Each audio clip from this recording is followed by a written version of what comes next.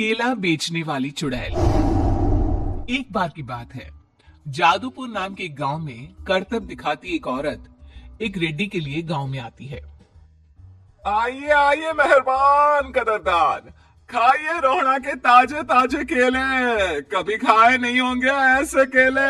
पीले पीले केले खाइए। ये कहकर रोहना हाथों में 4 केले लिए उन्हें सर्कल में जोर जोर से हवा में उछालती हुई करतब दिखाती है, जिसे देखकर आसपास के सारे बच्चे अपने अपने मम्मी पापा से उस औरत के पास जाने की जिद करने लग जाते हैं। पापा, ऐसा तो सर्कस में बॉल से होता है ना, ये आंटी तो केले से कर रही है। चलिए ना पापा, देखते हैं।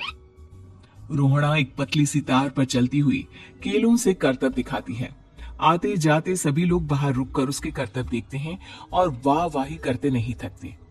जैसे ही एक आदमी पास आकर उसे पैसे देने लग जाता है, तब वो कहती है, अरे नहीं नहीं साहब, मैं करतब तो बच्चों के मन को बहलाने के लिए करती हूँ।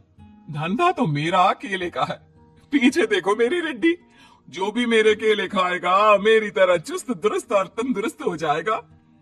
पता चलता है क्या कि मेरी उम्र 55 की है।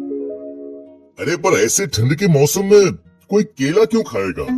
ये ऐसे वैसे केले नहीं है साहब, ये शरीर में गर्मी देते हैं, ठंड को दूर भगाए। जो भी रोहिणा के केले खाए। पापा, अगर मुझे केले नहीं मिले तो मैं घर नहीं जाऊंगी। तभी उसके पापा कहते हैं कि बेटा, केले ठंड में कभी गर्मी नहीं देते। ये सब कहने की बातें हैं, सामान बेचने का तरीका है इनका। पर पिंकी नहीं मानती। मैं केले खाऊंगी। पिंकी की जिद के आगे नत्थू हार जाता है और उसे केले खरीद कर दे देता है। पिंकी खुश होकर केले घर ले आकर खाती है। अब मैं भी करतब करूंगी, कितना मजा आएगा। जादुई केले। पिंकी पहला केला खत्म भी नहीं करती कि वो बेहोश हो जाती है। दूसरे केले से एक काला धुआं आता है और रोहना चुड़ैल बनकर बाहर निकल आती है। मेरे भूतिया केले बच्चे न खाए, ऐसा हो ही नहीं सकता।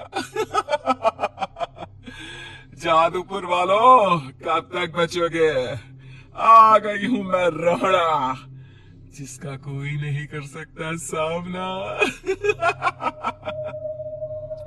रोहना पिंकी को गोद में उठाकर काले धुएं में कहीं गायब हो जाती है। शाम के वक्त नत्थू घर लौटता है और पिंकी को घर में ना पाकर उसकी माँ से कहता है, माँ पिंकी कहाँ है? अरे बेटा, उसे तो तू सुबह करतब दिखाने ले गया था ना, फिर कहाँ वापस आए तुम दोनों? मुझे लगा तू उसे अपने साथ मंडी ले गया होगा। हे भगवान, मेरी बच्ची कहाँ गई? मैं उसे घर ही तो छोड़कर गया था माँ। नत्थू गांव के घर कोने में अपनी बेटी को ढूंढता है, पर उसे वो कहीं नहीं मिलती। परेशान होकर आके रो रो कर नत्थू हिम्मत हार कर घर लौट आता है। अगली सुबह रोहना फिर से करतब दिखाने आती है और इस बार पिंकी की तरह रोनी केले खरीद लेता है। 50 रुपए दिए थे पापा ने, सारे पैसों के मैंने केले खरीद लिए हैं। अब मैं भी आंटी की तरह ही करतबबाज बन जाऊंगा। यही सोचते हुए रोनी केले खाता है और पहला अकेला केला आधा खत्म भी नहीं करता कि चुड़ैल उसके सामने आ जाती है। मेरे साथ चलने का समय आ गया है रोनी। ये तो बस शुरुआत है। अब इस गांव के सारे बच्चे धीरे धीरे मेरे कब्जे में होंगे, एक बच्चा भी नहीं बचेगा। ये कहकर रोना रोनी को गोद में लेकर काले धुएं में अदृश्य हो जाती है। इसके बाद हर रोज गांव में से कोई ना कोई बच्चा गायब होता, पर ऐसा क्यों हो रहा है किसी को भी समझ में नहीं आ पा रहा था। रोज की तरह अपनी बेटी पिंकी की तलाश में नत्थू गांव के एक तालाब के पास बैठा रो रहा था। कहाँ गई मेरी पिंकी? शकुंतला के जाने के बाद एक वही तो मेरा सहारा थी। अरे उसकी आत्मा कोस रही होगी मुझे कि मैं अपनी बच्ची को संभाल भी नहीं पाया। नत्थू ये कहता हुआ रो ही रहा था कि तभी तालाब में से उसे शकुंतला की आवाज सुनाई देती है।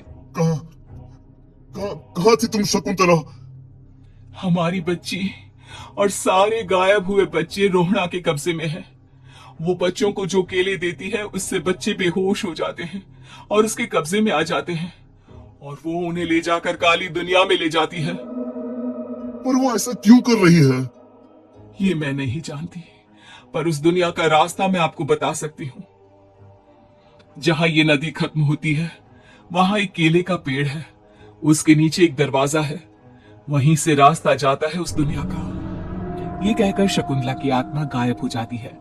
गांव के सभी लोग झुंड बनाकर उसी रास्ते से काली दुनिया में चले जाते हैं और वहां देखते हैं कि सारे बच्चे वहां काम कर रहे थे।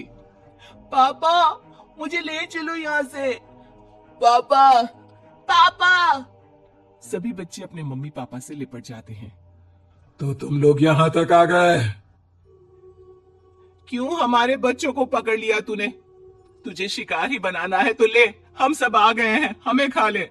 नहीं, मुझे बच्चे चाहिए, मेरे बच्चे के बदले तुम लोगों के बच्चे। क्या मतलब? मैं इसी गांव में रहने वाली एक औरत थी। केले की चोरी के इल्जाम में मेरे बेटे को गांव वालों ने इतना मारा कि वो मर गया। उसी दिन मैंने ठान लिया कि गांव वालों का भी वही हाल करूंगी। कुछ दिन बाद बेटे के चले जाने के दुख में मैं भी मर गई और मेरी भटकती आत्मा एक चुड़ैल बन गई। और फिर मैंने बदला लिया तुम सबके बच्चे छीनकर। बर्दाश्त नहीं कर पाए ना, सोचो मुझ पर क्या बीती होगी। हमें माफ कर दो रोना, पता नहीं है किसकी गलती थी पर हम सभी माफी मांगते हैं। हमारी खुशियां लौटा दो, तुम भी तो एक माँ हो। गांव वालों की बात सुनकर रोना का मन पिघल जाता है और वो बच्चों को छोड़ देती है। उसके बाद काली दुनिया बच्चों के लिए जादुई दुनिया बन जाती है। अब कोई भी कभी भी वहां आ जा सकता था।